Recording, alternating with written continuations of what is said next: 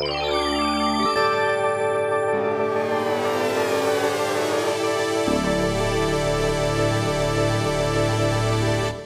everyone, welcome to the new people. I'm Elle Schorr. Welcome to Art Salon. We meet, for the people who are here for the first time, we meet twice a month in this room. First and third Tuesdays. It's always different because it's a different kind of subject, a different kind of speaker every time. Jerry and I were planning a trip to Switzerland and had a plan to see Art Basel, and Elizabeth and I were friends on Facebook and were keeping track of each other's. I was keeping track of her travels and learned that she was going to be there too, and our visits did not overlap. We were going to try to meet there and it didn't happen. So she was there on Friday and Saturday and I was there for the last day on Sunday. And we wanted to find out what the other saw. So we decided that probably a lot of other people would want to do that too. Our visits to Basel sometimes overlapped. Mostly we saw completely different things. So when we do overlap, it's because we really both loved something so much. I thought I would start with a map of Basel. It's the city, this line here, this is Switzerland and that's France. And the line over here that comes in is Germany. And it's the place where the three countries come together, and there actually is a spot that you can stand on. That's where all three countries meet. And we stayed in a little Airbnb apartment that was just delightful. And we had gone to Basel because we've got family who are living in Basel. And so we were near them and spent our time together. And this was our first night there, and family, this is my nephew, Scott, and his wife, Miriam, and their two twins. And they're living in Basel because of the pharmaceutical industry being there. Scott works for Roche and has been there for 4 years, and they've just had the most fabulous 4-year experience. And they wanted to share it with us, a little piece of it. The next morning, this is the scene that I woke up to. Our apartment was out in the suburbs and orchards, and that's our little apartment down below. And me having breakfast and my first artwork in Switzerland. I have no idea why it was there. And this was my second artwork in Switzerland because it was World Cup week. And the fervor for the soccer games was just incredible. We had been in Paris and we'd heard the screaming every night there, and the same thing was happening wherever we went in Switzerland, and flags hanging out of people's windows, and it was really interesting. And their lottery. And this was coming from that southern western part over the bridge and into Kleinbasel, which is the old part of town. And that's where Art Basel is. We photographed the same bridge and the flag of the canton and people swimming. And my first sign that really Art Basel was here. And that was my second confirmation. I didn't go to scope. I only had the one day specifically to see Art Basel, and I wanted to do things that were completely different than what we did here. And they have a wonderful program there that I don't believe has come to Miami Beach. What we did that day was we went to Parcours, which is a section of Art Basel that is out of doors. And they've done something so creative, and every year it's a different part of Basel. They curate a variety of different artworks that are placed in historic locations in an area of the city, and it becomes a treasure hunt. You get a map, you get this little booklet that has a page for each artist, and there are 15 altogether, and all of the artists are people who have galleries, I believe, that are in Art Basel. And people submit proposals just like we all submit calls to artists. The gallery owners submit proposals and pieces are chosen. This is a close-up. There were only 2 artists here who I'm familiar with. And this is just the opening hours, the location. One of the pieces was a performance that was only on opening night, so that we couldn't go to. This was a sign that we saw, and I assumed, because I can't have any other explanation, that it was one of the artworks we were looking for. But going back afterwards, I don't think it was. It doesn't fit with any of the artists who are in the book, so I don't know what it is. And this is it up close. The thing about Parcours, if you don't know the city, is that you're lost. And you're trying to figure it all out. In our case, we were also trying to visit with each other, and even though the people we were with have lived there for 4 years, these were areas of the city that they had never explored, and they were as fascinated to find these little corners and buildings and squares as we were. Mark Hanforth is a Miami artist, and I thought it was exciting to see a Miami artist there. We had seen a show of his work at North Miami Museum of Contemporary Art in 2012, and in fact, he'd also had a show there in 1996. And he's perfect for what they're doing. This is his piece. There's 2 of them. The one with the purple is behind it. And what he does is he takes familiar objects and he blows them up huge in metal. And they're very much pop art. They're influenced by Klaus Oldenburg and other pop artists. And also there's a touch of surrealism to a lot of them. In this case, he built these horseshoes, and they're fighting against gravity because they're balanced very precariously but very solid. And they were available for the kids to play on. And the kids were just having the most wonderful time. It was a total pleasure to watch. And it felt like this is an artwork that should stay there forever. It just fits so well. And the church behind it is one of the locations that had a performance in it on opening night. And so if you were lucky enough to be there, I can't imagine how many people could squeeze in, but that was one of the artists in this walk. And this is the second artist that I was familiar with. If people have been to the Los Angeles County Museum of Art in the last few years, they've seen a huge installation of Chris Burden's work there. He's been collecting antique light posts from all over the South California area. And the installation in front of the museum is, I think, 200 of them. And they're all electrified, and at night it's just magical. So it turns out that he's making smaller versions of them and that they show up in different cities around the world. I didn't know that until I started reading. But the light posts are functional, the benches are functional, and people are welcome to rest and enjoy it. What's interesting about Chris Burden is that he was one of the first conceptual artists and performance artists.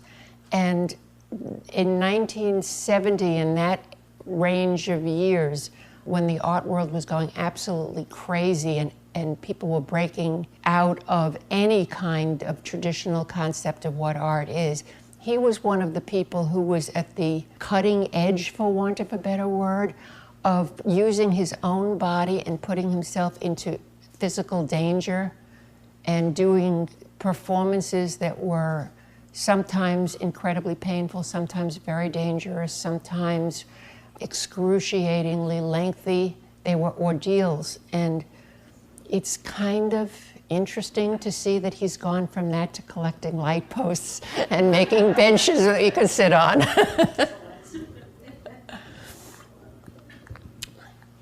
This is Eva Rothschild. She's a British artist and she's a minimalist. Most of the work that we saw was so conceptual, and I don't think this has any conceptual part to it that I could find. It is what it is. It's 3 intersecting steel and I think aluminum triangles that are very carefully balanced and point in 9 different directions. And the colors are red and green and black. And it is what it is. It's called This and This and This.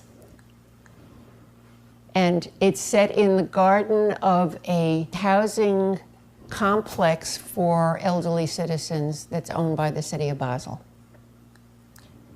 And this was our first performance.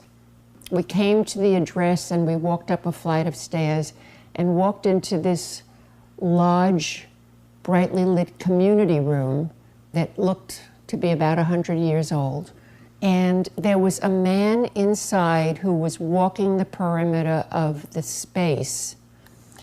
The artist is Francesco Arena, he's Italian, and it's got this really strange name, 278 kilometers as a letter of Nietzsche.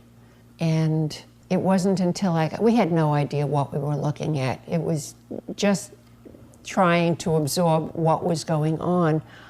Scott is holding the pamphlet with the map and trying to read it and trying to understand. It was kind of confusing. And this is my photograph of the performer. You can see his foot. Slow shutter speed.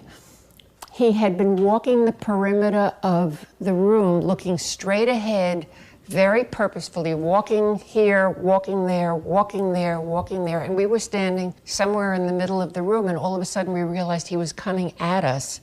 And if we didn't leave, we were going to be walked into, because he was just focused on what he was doing. And so we got out of the way. And then we went out to the hallway, and there was another man sitting there, and he was the next performer. They've got a series of performers, and each one walks for an hour. And then the shoes are transferred to the next performer. It's the same set of shoes. And the walking continues for all of Art Basel week. And at the end of that time, the shoes, if not the performer, will have walked 278 kilometers. And the story turns out to be that Nietzsche was living in Turin in Italy and had some kind of a mental breakdown and wrote a series of letters. And one of them was to a friend in Basel who was so alarmed that he went to Turin to get his friend and brought him back to Basel. And that was a distance of 278 kilometers as the crow flies. You wouldn't have known that from being there. This was the next piece. Give you a time to read it. You know that it's an artwork because it's got one of these signs. And the sign tells you the name of the artist, the history of the artist, a little bit of bio, a little bit of the artist statement, and a little bit of the location. So it's very informative if you take the time to actually read it. It's easier if you're traveling alone, if you're with people and you're talking. It's really hard to take it all in. We never saw this performance. The artist is Pierre Bismuth, and there are these performances in multiple sites around the city. And it turns out, this is a close-up of the same sign, it turns out that the performances are designed to look like an ordinary person doing an ordinary activity, and you're not supposed to notice them. And my thought is that in contemporary art today, it feels as if people are doing more and more outrageous things to gain attention, and here's someone doing things that are designed not to be noticed and getting a lot of attention for doing that. This is just to say that there's life in the city that had nothing to do with art.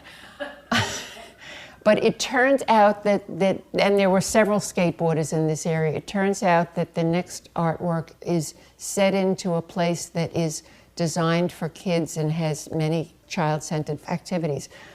This is Darren Bader's work, and it's called The Gardener in Paradise.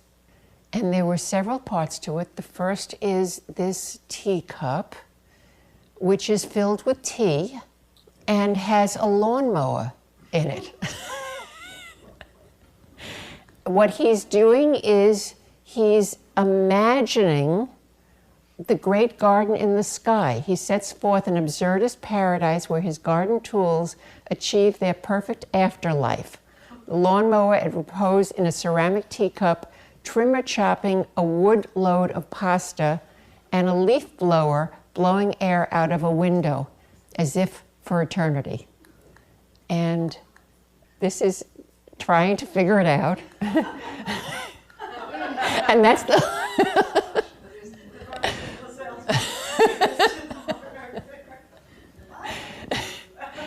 Everyone there was just as confused as we were, and that was the point. This is a strainer on a pedestal and a couple of more strainers on the ground, tea strainers. And this young man is an art student who had volunteered to be at the site. Every one of these stops had someone there to chat with people and interpret what was happening, which was very, very helpful. And they were fun to talk to. This absolutely beautiful, charming building turns out to be a typical 14th century home.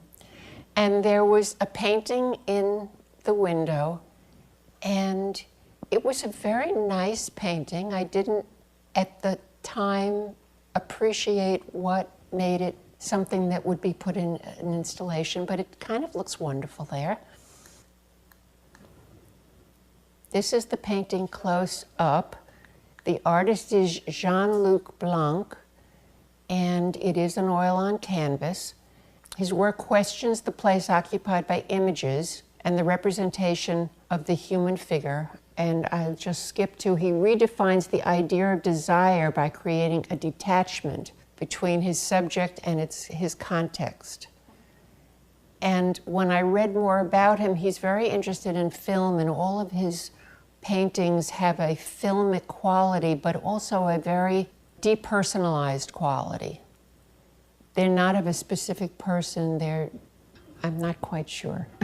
But it's a lovely painting. And this is us walking upstairs again, and we found ourselves in a small theater.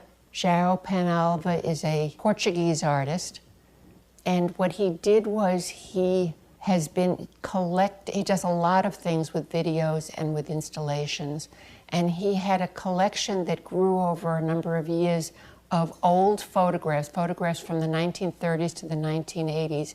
He had about 300 photographs of men asleep in a chair. And he talks about that men are completely vulnerable and defenseless and unaware that their photograph is being taken when they're asleep in a chair. And apparently there are many people who have taken these photographs because he's been collecting them.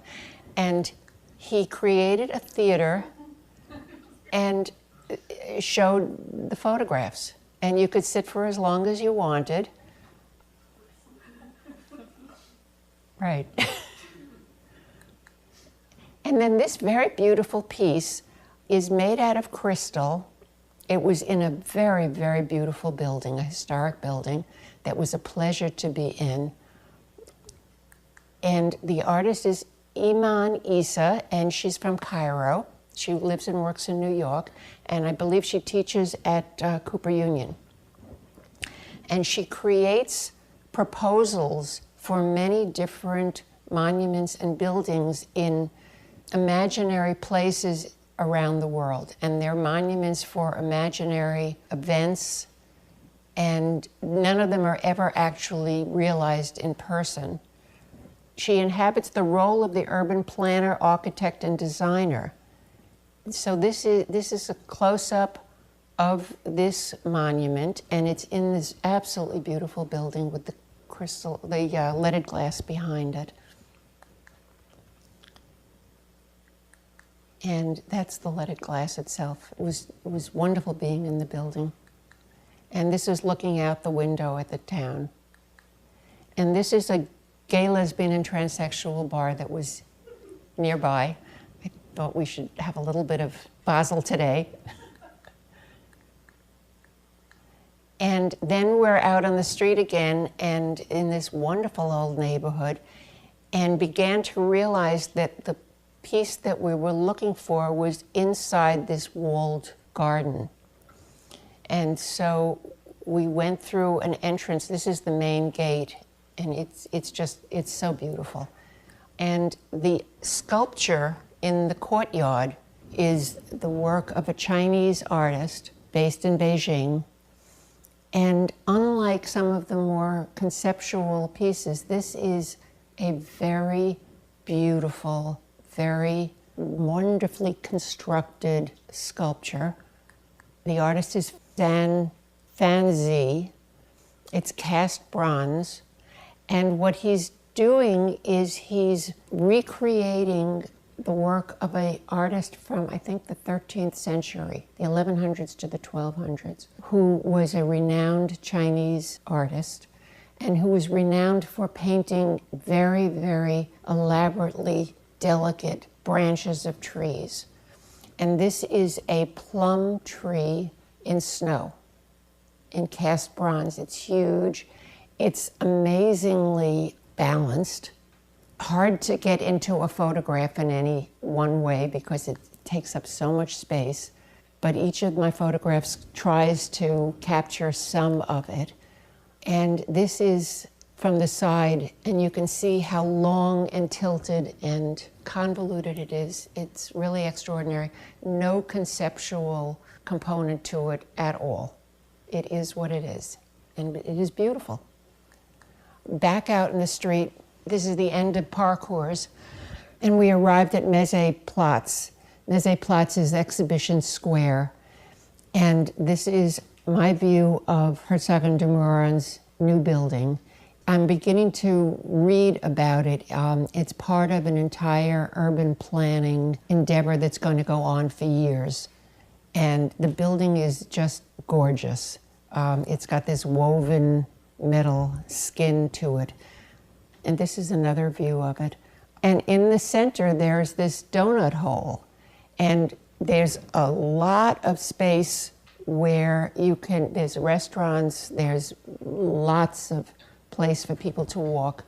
I didn't see any cars in that area, but I believe there's parking on the outskirts of it. And Art Basel is on one side, and Design Miami is on the other side. And I thought that was so cool. This is Design Miami, that innovation goes in both directions. I really enjoyed knowing that. And so the two exhibition halls are facing each other on opposite sides of this amazing donut. And both are the product of people who put their dreams into action. We had a salon here last spring that was, what is your dream art scene? And I think it's just so exciting to see people having a dream and making it come true to such an enormous degree. This is the donut. And this is a close-up of this place to hang out that was created just for Art Basel. And people were just loving it. My nephew told me that the water was there, that there's a fountain that goes along that building that's there as part of the architecture. But for Art Basel, they put this platform over it and made seating areas and made pools in the fountain where kids could play. And it's magical.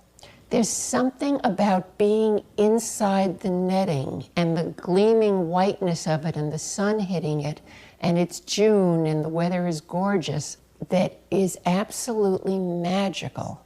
And people were having such a wonderful time. There's something about how your mind is changed by being in this enclosed netting. And I was thinking about it afterwards and thinking about when we were children and we made tents and went inside them, and it's got that kind of a magical feeling. The other thought that I had that I didn't have while I was there, but after I got home, was that it really looks like snow-capped mountains, which is what Switzerland is known for. And I thought that was so brilliant. And then we come to 14 rooms. It's something brand new, and I don't think it's coming to Miami yet. It's a museum within the art fair, a museum of performance art. And it's got a separate building. Herzog and were called back in to design a special place for this event. This is the third iteration, I believe. There was an 11 rooms in, I think, Scotland, and there was a 13 room someplace else, and this year it's 14 rooms, and next year it might be 15 or 16. But these are very famous performance artists, some of them doing new work, some of them recreations of work that was done maybe 20, 30, 40 years ago. And I didn't have time to go inside, but I was looking online to get more information about what I had missed, because I was feeling very frustrated that I hadn't gotten to see it. And on the Fondation Beyeler site, there's a page that has video interviews with, I think, every one of the artists separately, so that you can actually hear the artist and see the work for each one of these rooms. And there's an interview with Herzog and Meuron about the designing of the space, and you can see it. So I feel a lot better, and I invite you to go to the Fondation Beyeler site and see them when you have the time. The idea of them is that there isn't any commodity. These are performances. They all have to do with the human body. And this one particularly, this iteration of it, 14 rooms, is dealing with the human body in the digital age. So some of them are video, one of them is an avatar, one of them is an automatron, recreation of a human being, kind of like in Disneyland. And people go into a room and there's a mirrored door. So this mirror of the announcement is part of the whole experience. Every room that you go into, you open a mirrored door, so you're confronted with an image of yourself as you're walking in, and everything else is white. And inside there is a performer or a video screen or something, and people coming in and out. And they range up to and including a nude woman who is examining herself with a very small mirror, very slowly. And that's a piece by Joan Jonas, and it was created around 1970. And there's an interview with her today talking back about how she created that piece and the history of the piece, and it was fascinating. So this is me photographing the sign, and this is Jerry photographing me. And this is my nephew pointing at this incredibly tall building that looks like it's landed from someplace else, and I read afterwards that I think it's the tallest building either in Switzerland or in Europe. And he was saying that that was his office, because that's Roche's headquarters. And in doing research, I learned also that that was also designed by Herzog and Meuron. So here we're walking into Art Basel and getting our tickets and looking out into the square. And this was the first thing that we saw. And it's amazing. It's huge. The space is huge. Someone asked before how these pieces get into the untitled part of the exhibition. And what I read is that any gallery that was juried into being an exhibitor was eligible to submit a proposal for one of their artists who had work that was big enough to really be accommodated only by an enormous space. And the requirement, you could do anything that you wanted, but the gallery had to take responsibility for the entire piece and for the financing of it. And this is done by a Chinese artist who uses, there are two parts to this piece, and one is what you see and one is the artist statement. And I couldn't find any connection between the two. What you see is Venetian blinds, loads of them hanging from the ceiling in all these different colors and all these different angles, opened and closed and partly opened, and moving.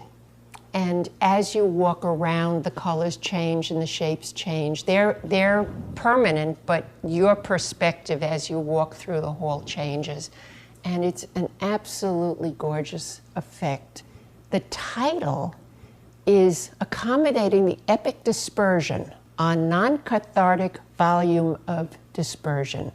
It turns out that she is also a literary person, and she's become very interested in the whole concept of dispersion and diaspora, and she's been reading biographies of people in different parts of the world who have had to leave their home and for political reasons go somewhere else.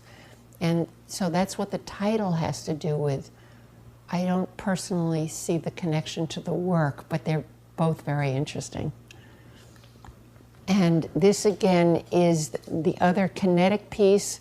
It is 3,000 sheets of plexiglass, and it moves slightly, and I think there's a bit of sound to it because the pieces are moving, and it's huge. This is a name that's new to me, but in reading about him, he was born in 1928 in Argentina, and he's apparently one of the leading figures of modern art. So I was personally meeting him in his work for the first time. He's also known for being a dissident and a social activist who has gotten himself into a lot of trouble in both South America and in France for some of his political positions. And this is, again, Kara Walker. I was surprised to see it. I'm very familiar with her work. I've seen it many times, and I totally am blown away by her work. But it's always black on white, and this is white on blue. And I think it may be digital. It didn't look like it was cutouts, but I'm not sure. And this is sterling ruby, and the box was part of the installation. It's a huge installation. What I found interesting about this, I had seen this work at the Whitney Biennial last spring, and then I saw it here. And then I met Terry in New York, and we went to a gallery and saw the exhibit again. So within a few months, I've seen it 3 times. And this is his soft works, and he's inspired. He's apparently, Roberta Smith has described him as one of the most important artists of the 20th century. And most of his work is hard. He does hard sculptures. He uses many, many different kinds of material, a lot of ceramics, but many other kinds of material as well. And this is a complete departure because this is soft works. It's all stuffed fabric. And he is influenced by graffiti and by politics and by masculinity and by femininity and by the penal system and gangs and hip hop and all kinds of things. And so there is sort of a political allusion to this, of course, with the American flags, but not in any clear way.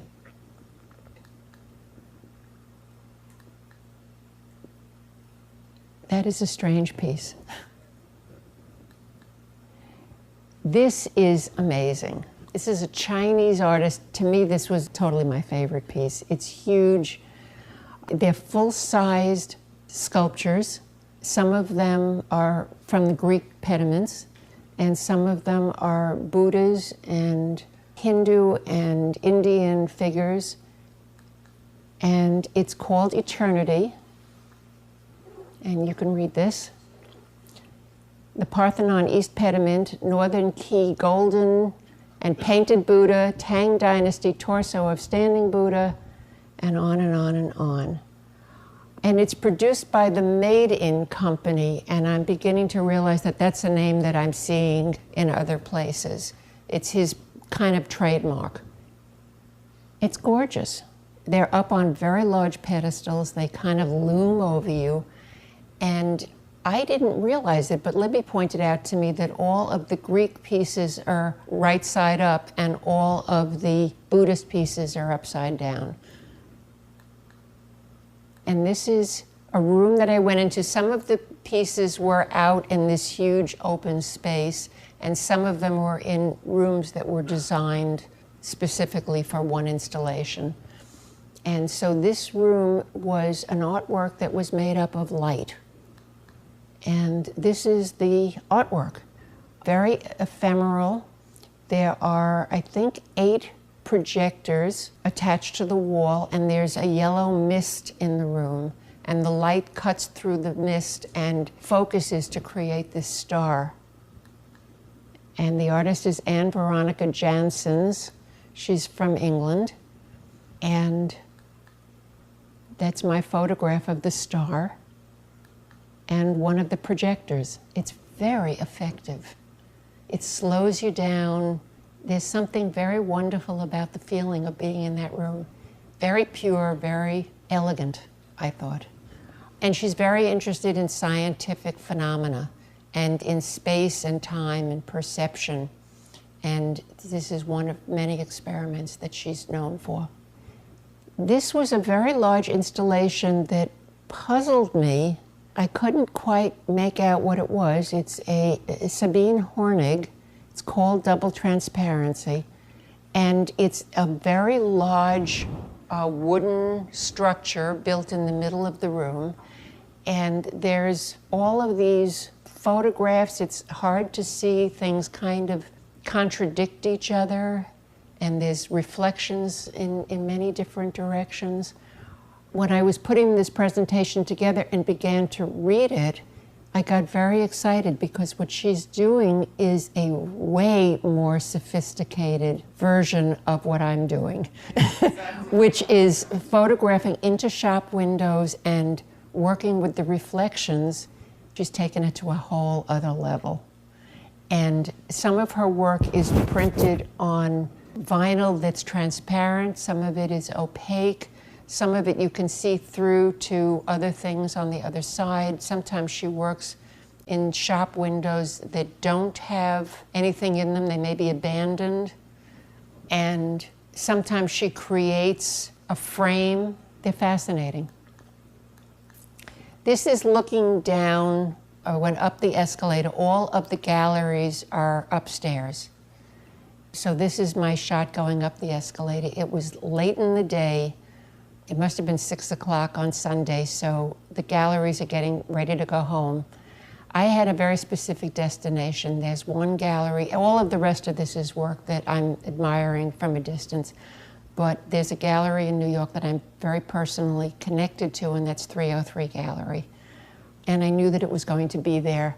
So I went up the escalator, and this is 303 Gallery, and the work on the right is Hans Peter Feldman, who recently won the Hugo Boss Award and had an installation at the Guggenheim Museum. And I'll tell you about that more in a bit. The artist on the left is Elle Schorr, and she's my daughter. And I decided to include it. She's a photographer. She's developed a very impressive reputation. And what she's doing here is a total departure from everything that she's been known for a lot of years now. She's been photographing models, almost always young men. And there was always a narrative. It's been an ongoing narrative over many years. And she's gotten away from that, and she's becoming a fashion photographer. And the way that that happened is that some of the design houses began to pay attention to what she was doing with models in her staged photography, and realizing that she could be very effective in showing their work. And it turns out that what she's been doing for her own body of work is, after she does a fashion shoot, if she's working with a model who really interests her and they're working well together, she'll ask the model to stay after and do some personal work. And she had a show this spring at 303 called 8 Women, and it got a lot of press. The New York Times wrote a long piece about it. So back to Hans. Peter Feldman for a bit, I couldn't imagine what I was looking at. They look like old paintings from junk stores, and that's what they are. He is very, very well known for his collections of ordinary things, and he repurposes them, reconceptualizes them, and turns them into art. And this was an entire wall of paintings that he got in thrift stores. And I believe he hired painters to sort of embellish them, to touch them up a little bit. So there's little bits of an artist's hand, but not his hand. And they're sold only as an entire collection. What he did at the Guggenheim was he was given this award of $100,000, and he insisted that they give it to him in single-used dollar bills.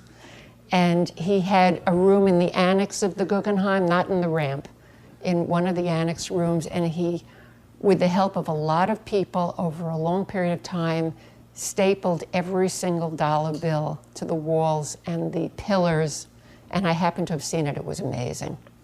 So that you felt what $100,000 felt like. And he talks about that he grew up very poor and that it meant a lot.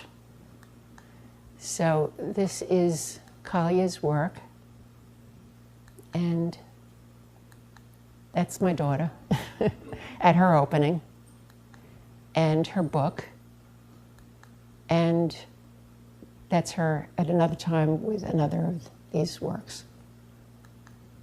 And that was my day in Basel. That was all one day? That was all one day, yes. Yes. Jerry went home for the second half of it. Loved being outside, didn't need to be inside. This was the next day, and we took a tour of Basel. Theater Basel is one of the sponsors of the 14 rooms, and this is the theater. That was Miriam taking us on a tour, and she said we had to go behind it because there was this fountain, and it's the Jean Tinguely fountain. It's 9 sculptures in this shallow pond of water, and it's built on the site of the old theater. And when I read about it, it said that he built these pieces. They're crazy pieces. They're all working, whirring, moving constantly, spurting water out. And he said that this was the site of the old theater before it was raised, and that this was, in a sense, a memorial to the actors and performers who had been there and, in this sense, were still performing. And it's just fun. You can see the water coming out of her eyes. We had just come from Paris and seen another of his fountains right outside the Pompidou Centre, and that was a fountain that he did with his wife, Niki de Saint-Phal, I think. And her pieces, of course, are beautifully colorful. And the strainer goes up and down, takes water in, and drops water out.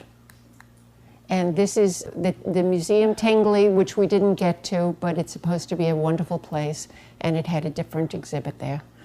And again, back to City Hall, the building was built in the early 1500s. Basel became part of the Federation of Switzerland in 1501, and the town fathers decided that they needed a really fabulous building to commemorate and tell the world how important they were. And it's a pretty marvelous building. But inside there was this. And again, I had seen this sculpture in Central Park 2 years ago at the corner of 59th Street and 5th Avenue. They always have an outdoor public art sculpture there. And I had been just blown away by it there, and I was totally amazed to see it here again. The story of these pieces is that it's Thomas Schutte, and he was living in Italy at the time that he began this project. He was doing an artist residency in Italy, and there was all kinds of political scandals going on, as I think there always is in Italy, and here. And he started these as little clay figures and worked out all of his ideas in very small clay, many different figures, and then eventually cast them in bronze. And These are somewhere between 15 and 20 feet high. They're huge and powerful. They're not specific people, they're agonized creatures bound together to their mutual horror and unable to escape, and they can't escape even if they wanted to because they don't have enough legs. They're amazing. And they're called United Enemies. I thought that's the most brilliant title. Just amazing. And this is the next day trying to figure it all out. And we went to the Beyeler Foundation. And this is the garden and a piece by Ellsworth Kelly. And the water lily pond. And what's important about the water lily pond is that on the other side of this wall is Monet's water lilies. And it was designed specifically to have that connection. It's a gorgeous building, and it's made by Renzo Piano. And he's now building the new Whitney that's going to be opening on the High Line, and I'm so excited about that. I wanted to see the building, and it was gorgeous. The piece that we're looking at, it's my only piece of Gerhard Richter. He had installations of glass in each of the galleries, one to each gallery, and there are many, many panes, huge panes of glass balanced in one arrangement or another, kind of like a house of cards. And his idea is that in order to see the artwork on the other side of the room, you have to be looking through these panes of glass, and so he's playing with reflections and broken spaces and broken imagery, and I thought it was just fabulous. And that's his book, and that's a side courtyard looking out on meadows. And that's a man asleep. Thank you.